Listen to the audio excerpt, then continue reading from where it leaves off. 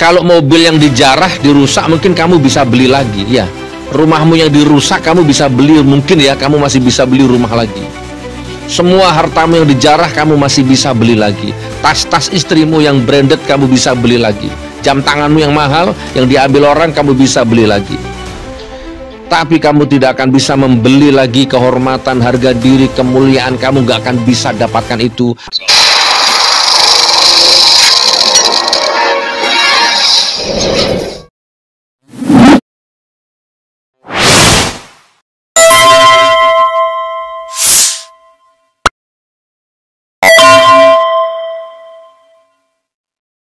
Assalamualaikum warahmatullahi wabarakatuh. Sahabatku semuanya, rakyat Indonesia, semua tanpa terkecuali. Saya nggak tahu ini, saya ini ngonten mau berekspresi senang atau mau berekspresi sedih. Saya bingung ya. Senang dan sedih, sedih dan senang, beda-beda tipis. Melihat perkembangan terakhir, ada rumah Syahroni dijarah oleh rakyat,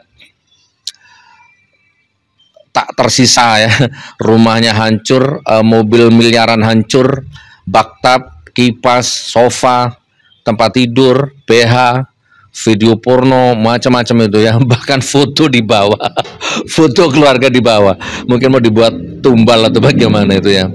Lalu Eko Patrio ya, dijarah juga rumahnya, yang dia spill 150 miliar, yang di lantai paling atas tuh ada kolam renangnya, hancur lulu lantah.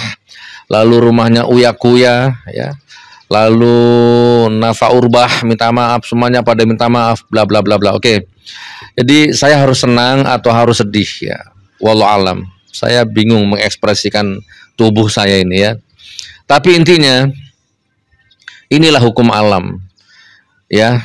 Saya tidak capek dan tidak bosan menyuarakan bahwa kalian itu kalau mau selamat, belajarlah kepada sejarah, belajarlah kepada masa lalu, belajarlah kepada hukum-hukum, termasuk hukum alam ya, firasat, nurani, kebenaran, kejelian, ketelitian, basyuroh gitu ya. Dan itu semua bisa didapat kalau yang Anda makan itu uangnya halal dan berkah. Tapi kalau makan uang haram ya susah ya kan. Selalu salah merespon getaran gelombang ide atau firasat atau kode-kode alam tuh, Anda pasti salah menjawab tantangan itu. Nah, jadi gimana ini teman-teman? Gimana ini? Mau sombong terus, mau pongah terus, mau congkak terus, mau joget-joget terus? Ini pelajaran buat yang mengalami dan pelajaran buat yang belum mengalami. Ya, rakyat itu kalau sudah marah, selesai kalian. Kalian selesai. Ya. Dan saya sedih, ada berita terakhir live di TikTok dihapus, gak bisa live. Kemudian ada orang yang ditembak mati di tempat, yang baju putih itu yang tersungkur, videonya ada itu viral. Jadi sudah berlaku tembak di tempat, ya entah itu peluru karet, peluru tajam, gas air mata. Tapi intinya darurat militer sudah diberlakukan. Allahu Akbar. Saya harus masuk mulai dari mana ini?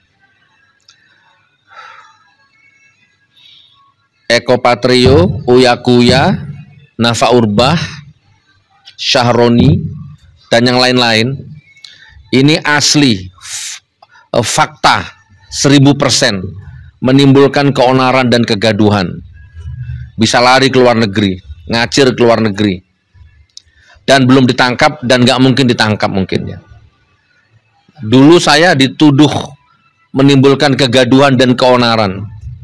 Di lapangan tidak terbukti itu, gak ada kegaduhan, gak ada keonaran, tapi paspor saya dicabut, paspor saya disita, saya nggak boleh keluar negeri, ya, diblokir, diboikot ke Hong Kong, ke luar negeri 3 tahun, bahkan saya sudah sampai di Hong Kong waktu itu, ya, tapi dideportasi paksa, dibalikkan paksa dari Hong Kong, ya, semua agenda bimbingan umroh macam-macam dibatalkan semua. Ini belum menimbulkan kegaduhan ini. Tapi sudah ditangkap di penjara, sampai diboikot, gak boleh keluar negeri, dicekal. Nah ini, alhamdulillah, masih bisa keluar negeri. Tapi rumahnya, lambang kehormatannya, lambang harga dirinya, dijarah, direndahkan serendah-rendahnya oleh alam, oleh rakyat, oleh masyarakat. Bagaimana? Saya bilang, sering mengatakan, kalau Anda tidak hati-hati, kalau Anda melanggar hukum Allah, kalau Anda sombong, Anda takabur, kalau Anda merapat kepada penguasa-penguasa yang dolim, penguasa laknatullah, kalau Anda merapat kepada rezim yang selalu melukai rakyat, maka hati-hati, kamu akan jadi sampah peradaban sejarah sebagaimana Abu Jahal dan Abu Lahab. Sudah sering kita sampaikan itu. Bukan saya saja, banyak orang juga menyampaikan, mengingatkan. Tapi mungkin karena kamu sudah kekenyangan makan duit haram, ya kan? Kamu sudah terlalu lama terlena hidup dalam glamornya duniawi, maka mati akalmu, mati hatimu. Ya, sekarang bagaimana? Kalau mobil yang dijarah, dirusak, mungkin kamu bisa beli lagi, ya. Rumahmu yang dirusak, kamu bisa beli, mungkin ya, kamu masih bisa beli rumah lagi. Semua hartamu yang dijarah kamu masih bisa beli lagi. Tas-tas istrimu yang branded kamu bisa beli lagi. Jam tanganmu yang mahal yang diambil orang kamu bisa beli lagi. Tapi kamu tidak akan bisa membeli lagi kehormatan, harga diri, kemuliaan. Kamu gak akan bisa dapatkan itu dari dunia sampai kelak di akhirat. Harta duniawimu dijarah, tetapi secara tidak langsung kehormatanmu, nilai dirimu pun juga dijarah. Dan sekarang kamu sudah jadi sampah peradaban sejarah. Ini sejarah sudah mencatat. Oh, si fulan yang dulu rumahnya dijarah itu ya. Oh, si fulan yang dulu joget-joget waktu rakyatnya kelaparan itu ya. Oh, si fulan yang malak-malak pajak itu ya. Oh iya, itu dulu nak, anakku, putuku, cucuku dulu pernah ada pejabat nak, rumahnya dijarah, dihancurkan karena sombong dia, joget, ngomongnya ngawur, joget-joget, hatinya mati, empatinya mati, simpatinya mati. Kamu jadi sampah sejarah sekarang. Nah, ini yang belum mengalami tunggu. Sebentar lagi kamu akan ngalami. Hukum sunatullah jangan dilanggar, jangan dilawan. Siapa yang bisa melindungimu sekarang? Ketua partaimu? Partaimu? Nggak bisa. Ini mungkin sebentar lagi kamu juga akan dilepeh dari partaimu. Ya. Siapa yang bisa melindungimu sekarang? Bisa nggak yang bisa mengembalikan nama baikmu sekarang? Coba kamu sewa sastrawan, kamu sewa profesor, kamu sewa ilmuwan, kamu kumpulkan ilmuwan seluruh bumi ini, suruh ngarang buku bahwa kamu orang baik. Bisa nggak sekarang? Bahwa kamu itu anggota DPR yang baik, yang mulia. Bisa nggak? Suruh nulis sejarah seperti itu. Nggak akan bisa. Karena sejarah sudah mencatat kamu anggota DPR, ya kan, yang sudah dihinakan sama Allah. Harta rumah yang dijarah itu nggak seberapa nilainya dibanding harga dirimu, kehormatanmu, dan sejarah. Yang sekarang tinggal Pak Prabowo ini.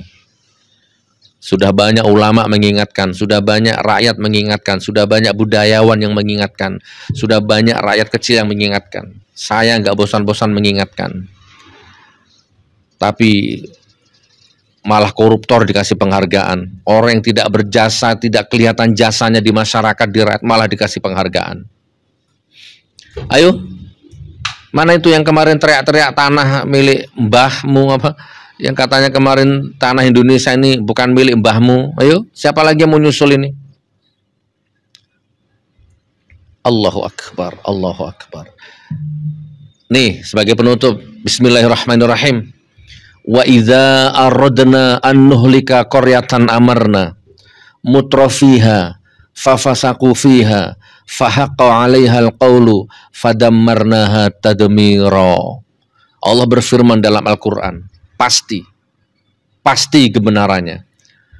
Nih, kalau aku hendak hancurkan satu negeri, kalau aku mau hancurkan satu negeri, maka aku perintahkan orang yang hidup mewah di negeri itu untuk mentaati hukumku, mentaati aturanku, takwa kepadaku. Aku perintahkan orang yang hidup mewah di negeri itu, anggota DPR, ya, konglomerat, ya, termasuk yang rumahnya dijarah itu, untuk berlaku adil, takwa, takut kepada hukum-hukumku. Tapi sayang, orang yang hidup mewah di negeri itu sama sekali tidak mentaati hukumku. Maka berlakulah ketentuanku, aku hancurkan negeri itu sehancur-hancurnya. Sudah banyak negara-negara dihancurkan sama Allah. Kalian gak mau belajar? Ya, yang paling update, yang paling terngiang di otak kita kalau bicara masalah Indonesia sekarang, revolusi Prancis, di mana rajanya Louis XVI bersama istrinya Marie Antoinette bersama Menteri Keuangannya Fillon ya, atau dengan menantunya Bertie, dipenggal lehernya ya, karena dia sibuk hidup bergelimang harta di atas penderitaan rakyatnya. Terjadilah revolusi Prancis itu 1789. Raja dan ratu bersama beberapa menterinya dipenggal lehernya, dipenggal dengan cara hina, disumpali mulutnya dengan jerami, diarak kepalanya keliling kota oleh rakyatnya. Kalau aku akan hancurkan satu negeri, kata Allah, aku suruh orang yang hidup mewah di negeri itu untuk taati hukumku. Ya, mengasihi yang miskin, jangan menyakiti rakyat kecil loh. Kamu itu kalau kampanye belusukan ngemis suara. Tapi apa, orang yang hidup kaya, hidup mewah di negeri itu, mereka tidak takut hukumku, tidak taat hukumku, maka aku hancurkan negeri itu sehancur-hancurnya. Ini terjadi nih. Nah, sekarang lebih dilema lagi ini. Begitu sudah chaos di mana-mana, malah terjadi tindakan represif, malah ditembakin. Kenapa nggak semakin murka Allah ini? Penyelesaiannya malah ditembakin rakyatnya. Harusnya yang ditembak itu penyebab keonaran itu, yang ditangkap diadili itu penyebab keonarannya, bukan rakyatnya.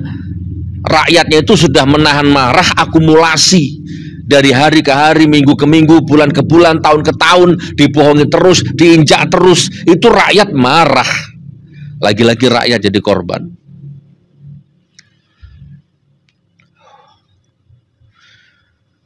Walau anna ahlal qura amanu wattaqaw la fatahna alaihim barakatim minas sama'i wal ard walakin kadzabu fa akhadnahum bima kanu yaksibun. Ini sampaikan walaupun satu ayat. Ya nggak apa-apa, aku berusaha menyampaikan satu ayat kepadamu walaupun sudah agak terlambat. Seandainya penduduk bumi ini bertakwa kepadaku, kata Allah, aku turunkan rahmat, aku turunkan berkah dari langit dan bumi. Tapi sayang, penduduk bumi tidak ada yang bertakwa kepadaku, wabil khusus pejabat-pejabatnya itu. Maka aku siksa dengan azab yang pedih. Aku siksa mereka. Oke teman-teman, rumah yang dijarah, harta yang diambil, nggak seberapa dibanding dengan harga dirimu, nama kehormatanmu yang tercatat buruk dalam sejarah nanti. Kamu akan jadi sampah sejarah dan sudah dimulai dari sekarang. Tinggal Pak Prabowo sekarang. Gimana Anda Pak Prabowo? Anda presidennya soalnya sekarang. Apakah Anda juga mau jadi tercatat dalam sampah sejarah peradaban? Monggo, pilihan ada di tanganmu. Sudah sering kita sampaikan, bersihkan dirimu dari bagian-bagian rezim masa lalu yang penuh dengan laknatullah, penuh dengan dosa. Assalamualaikum warahmatullahi wabarakatuh.